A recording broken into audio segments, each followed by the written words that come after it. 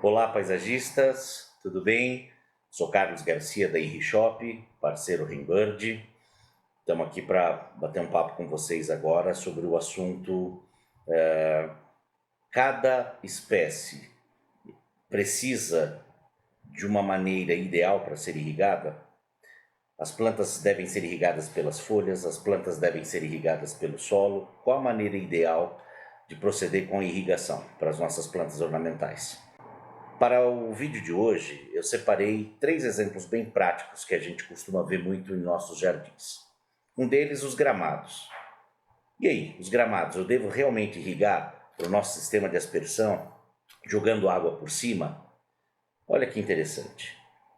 A gente precisa pensar no gramado, se for molhar por cima, a gente só não pode esquecer que a gente precisa dosar realmente essa quantidade de água, porque a gente não tem um encharcamento superficial disso daí, uma vez que os gramados eles gostam de água mais em profundidade, ok? Não esquecendo também que se a gente tem a condição de irrigar o gramado por cima, a gente também consegue aproveitar um pouco mais desse frescor e um pouquinho mais desse ambiente mais úmido, mais leve, mais fresco, que traz um benefício para quem está usufruindo desse gramado que vai ter em sua residência ou na sua área comercial, seja lá onde for, ok? Mas um gramado a gente também pode irrigar utilizando um sistema de gotejamento subterrâneo, né? Uma das maneiras bastante inteligentes, inclusive, de você conseguir colocar a quantidade ideal de água no solo, economizando bastante água, porque a gente evita as perdas por evaporação, muito mesmo antes da água chegar, né, até o gramado.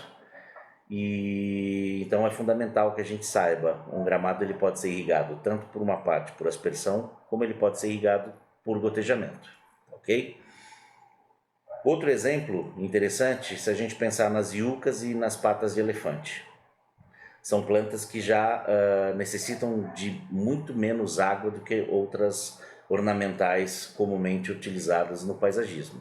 São plantas que elas guardam água no seu interior, ok? Principalmente a pata de elefante, né? Não podemos esquecer que aquela bola que a gente vê na parte inferior, na verdade, é uma reserva de água.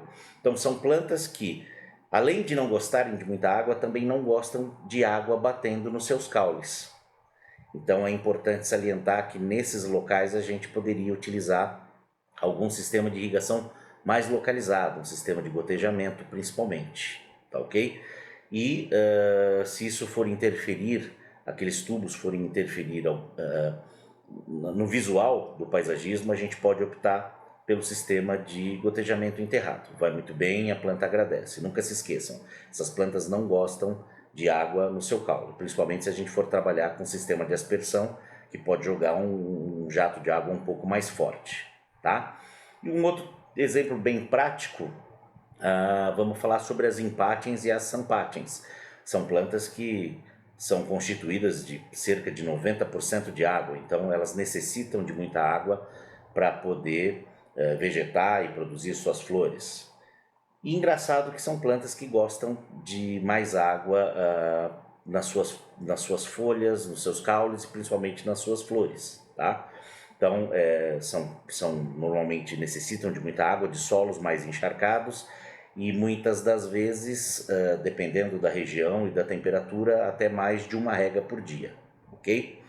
Nunca vamos esquecer também que assim, o bom senso deve prevalecer. Existem algumas outras espécies de ornamentais que não toleram principalmente água nas flores, ok?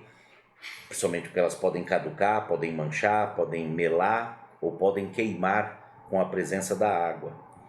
Existe também outro ponto fundamental que a gente precisa levar em consideração, que às vezes muita umidade na parte aérea da planta pode ser um benefício para a entrada de algumas doenças, principalmente doenças fúngicas, né? Algumas doenças inclusive bacterianas e também ao ataque de pragas. A gente se encontra numa próxima debatendo um outro assunto. Muito obrigado. Tchau para todos.